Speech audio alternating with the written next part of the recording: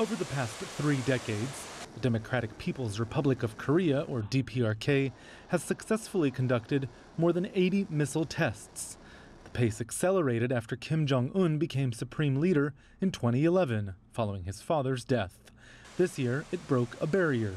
The DPRK fired intercontinental ballistic missiles, or ICBMs. The missile tests follow round after round of nuclear tests in the DPRK. Now, U.S. intelligence reportedly agrees with the Japanese defense conclusion that the testing may be linked to another milestone for Pyongyang, a nuclear warhead so small it can fit into a missile warhead. We won't place our self-defense nuclear deterrent on the negotiation table, whatever anyone says, as long as the U.S. maintains a hostile policy and nuclear threats against us. The DPRK says it will halt its proliferation when the U.S. stops its provocations, namely joint military drills with South Korea and Japan conducted off Korean shores.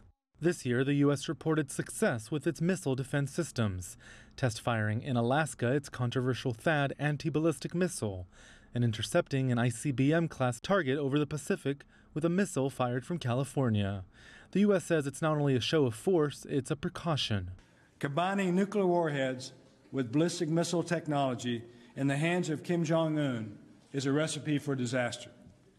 And because he isn't afraid to fail in public, North Korean capability will continue to improve.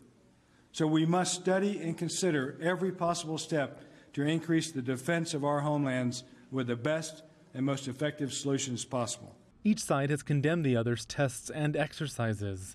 The U.S. has been especially critical of the DPRK's nuclear tests, and yet the U.S. has conducted more nuclear tests than the rest of the world combined.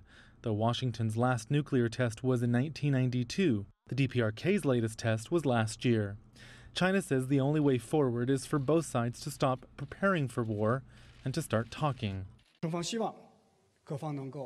China hopes that all relevant parties move forward together and through equal dialogue find fundamental solutions that address everyone's reasonable concerns over security. This is the most important key to solve the crux of the Korean Peninsula nuclear issue, the denuclearization of the peninsula.